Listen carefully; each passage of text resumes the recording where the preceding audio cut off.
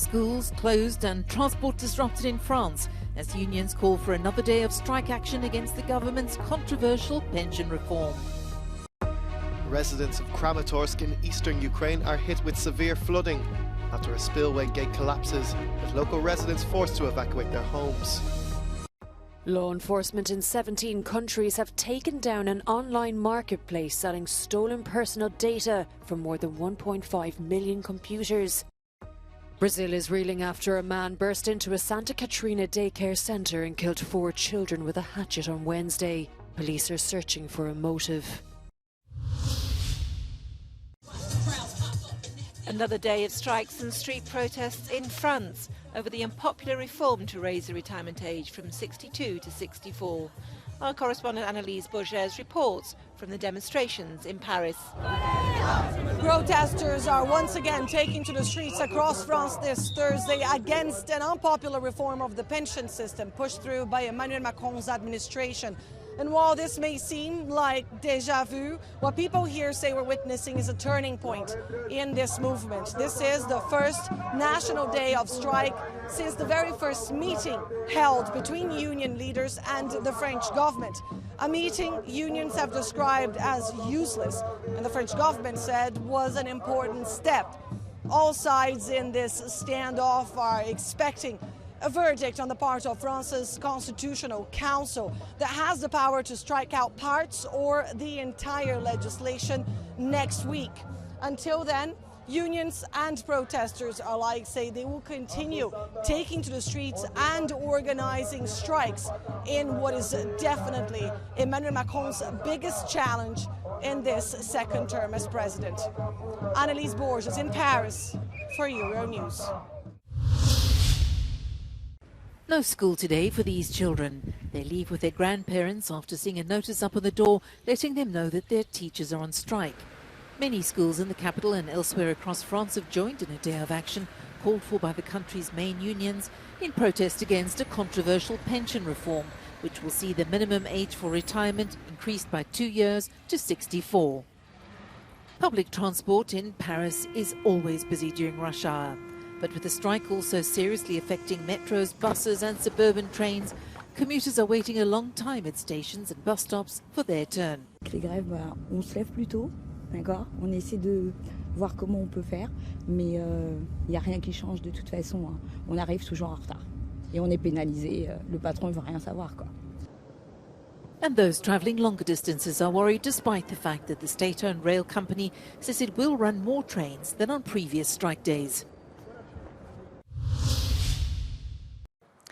Ukrainian President Volodymyr Zelensky stated that Ukrainian forces will withdraw from Bakhmut to avoid encirclement if necessary, but do not yet assess the need to do so.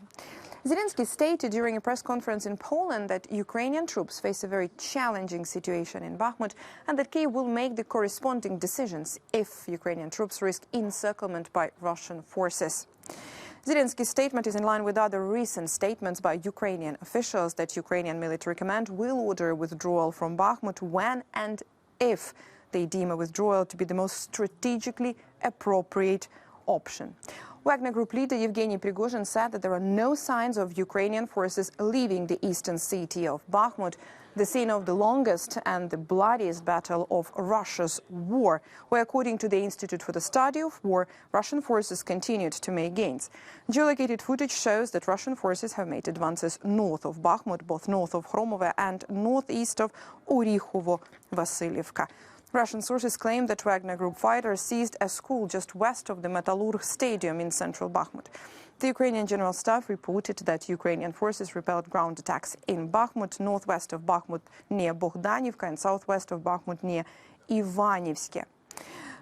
And while it remains to be seen whether Ukraine's defense of Bakhmut and its efficacy in fixing Russian forces in the area is worth Ukrainian losses, and the Institute for the Study of War says it will likely be unable to assess this until observing the Ukrainian spring counter-offensive, Ukrainian military leadership continues to clearly signal that Ukrainian forces are still not encircled and have the option to withdraw as necessary.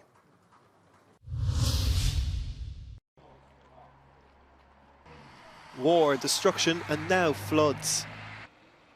About 200 residents of Kramatorsk in the east of Ukraine are suffering from the consequences of a broken spillway gate of one of the city's ponds.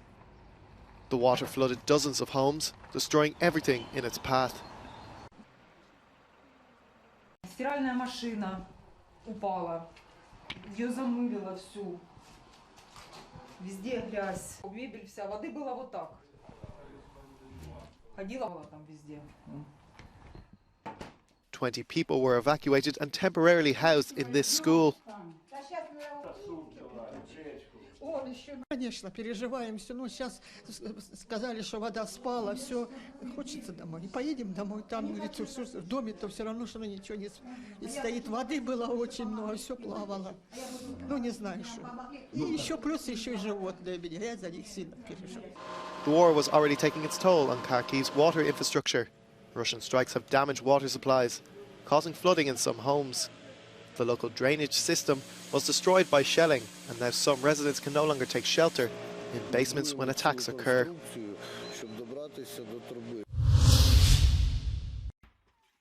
European and US police forces have dismantled an international network that has trafficked stolen personal data, including bank details and email usernames and passwords. The operation targeting the secretive Genesis Market site was led by the FBI. Around 100 people have been arrested in total. Die slachtoffers zijn niet alleen de inloggegevens van gestolen, maar ook hun online fingerprint. En dat kan ertoe leiden dat al je gegevens die buiten zijn gemaakt kunnen worden misbruikt. Van webwinkels, van banken, je DigiD, je social media, alles. Dus slachtoffers zijn radeloos, weten niet hoe ze hun computer vrij kunnen maken van deze vorm van criminaliteit. In the 5 years since it was created, Genesis Market has allegedly provided users with access to personal data from more than 1.5 million computers infected with malicious software. Investigators say the network was a one-stop shop for hackers and was advertised on several predominantly Russian-speaking underground forums. A minute's silence for the victims of a daycare attack in Brazil. 4 children were killed by a man wielding a hatchet on Wednesday. indivíduo de nome Luiz Henrique de Lima, ele tem 25 anos de idade, é natural de Salto do Lontra, estado do Paraná, mas desde 2009 já possui carteira de identidade aqui no estado de Santa Catarina. Ele possui pelo menos 4 passagens policiais. 3 boys and a girl were killed in a playground at the Kanchin Holbom Pasteur Nursery in the city of Blumenau. They are thought to have been aged between 4 and 7 years old. 5 more were injured. In total, around 40 children had been inside the main building when the attacker jumped over a wall and burst into the centre. The assailant later turned himself into the police. The state governor has declared 3 days of mourning. The US Secretary of State Anthony Blinken told Euronews that he is confident that Sweden will join NATO before the Vilnius summit this summer. For it to happen, 2 remaining allies, Turkey and Hungary, will have to ratify the enlargement. Blinken spoke in an exclusive interview to Euronews after the NATO Foreign Affairs meeting in Brussels. Is it a lost case? Virtually every NATO country has already ratified Sweden's membership. Turkey and Hungary have not yet, but based on everything I heard, including virtually every ally in the meetings that we had just today and yesterday, calling for Sweden to join Finland as soon as possible. And I think with the Leaders' Summit coming up in Vilnius, again, I would anticipate that process will be complete by then. Blinken said China needs to put pressure on Russia to end the war and to respect Ukraine's territorial integrity. He added Washington supports the European Commission's approach towards China, which concentrates on de-risking instead of decoupling. On the tensions around Taiwan, Blinken said they are not aiming for confrontation. We have been very clear that we do not seek conflict. We're not trying to contain China. We, on the contrary, want to preserve peace, stability, create opportunity. When it comes to Taiwan, our policy has been consistent for decades. Any differences between mainland China and Taiwan need to be resolved peacefully. Neither side should do anything to disrupt the status quo, not take any unilateral actions that would do that. Is anything changing and now? That is up to Beijing. From our perspective, and I think the perspective, and I heard this in conversations with many of our NATO allies as well as partners in Asia, there is concern that were there to be a crisis as a result of China's actions over Taiwan, that would have repercussions for quite literally every country on Earth. 50% of commercial traffic, 50% of global commercial traffic goes through the Taiwan Strait every day. 70% of the semiconductors that we need for our smartphones, for our dishwashers, for our cars, they're made on Taiwan. If there was some kind of crisis as a result of something that China did, that would have terribly disruptive effects on the global economy. The full interview will be on air on Euronews on Thursday at 8:45 p.m.